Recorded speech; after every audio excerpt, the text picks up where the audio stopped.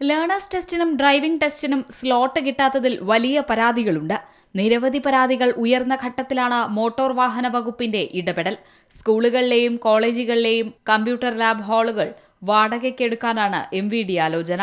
Learners test നടത്തുന്നതിനാണ് motor വാഹന വകുപ്പിന്റെ നീക്കം. കമ്പ്യൂട്ടർ ലാബ് ഹാളുകൾ കണ്ടെത്താൻ നിർദ്ദേശം നൽകിക്കഴിഞ്ഞു. RTOമാർക്ക് ഗതാഗത കമ്മീഷണറാണ് നിർദ്ദേശം നൽകിയത്. ഡ്രൈവിംഗ് ടെസ്റ്റുകൾ സംബന്ധിച്ച പുതിയ സർക്കുലർ കർശനമായി പാലിക്കണമെന്ന നിർദ്ദേശവുമുണ്ട്.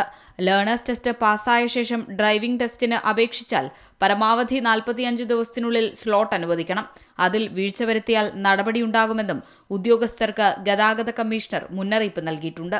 ഡ്രൈവിംഗ് ലേണേഴ്സ് ടെസ്റ്റ് അപേക്ഷകൾ ഗണ്യമായി കെട്ടിക്കിടക്കാൻ തുടങ്ങിയപ്പോഴാണ് കഴിഞ്ഞ ജൂലൈ 26-ന് ഗതാഗത മന്ത്രിയുടെ നിർദ്ദേശപ്രകാരം ഗതാഗത കമ്മീഷണർ പുതിയ സർക്കുലർ ഇറക്കിയത്. സ്ലോട്ട് എണ്ണം 50ആയി ഉയർത്തുകയും ചെയ്തു. ബുക്കിംഗ് തീയതി മുതൽ 30 ദിവസത്തിനുള്ളിൽ ഡ്രൈവിംഗ് ടെസ്റ്റ് സ്ലോട്ട് ലഭ്യമാകും. റീടെസ്റ്റിന് 8 ദിവസത്തിനുള്ളിൽ സ്ലോട്ട് അനുവദിക്കണം. ലേണേഴ്സ് ടെസ്റ്റിന് 3 ദിവസത്തിനുള്ളിൽ സ്ലോട്ട് അനുവദിക്കണം എന്നിങ്ങനെയാണ് സർക്കുലറിൽ പറയുന്നത്. News desk Zee Malayalam news. ഏറ്റവും പുതിയ വാർത്തകളും വിശേഷങ്ങളും വിരൽ തുമ്പിലറിയാൻ സീ മലയാളം ന്യൂസ് എല്ലാ ഡിജിറ്റൽ പ്ലാറ്റ്ഫോമുകളിലും ലഭ്യം.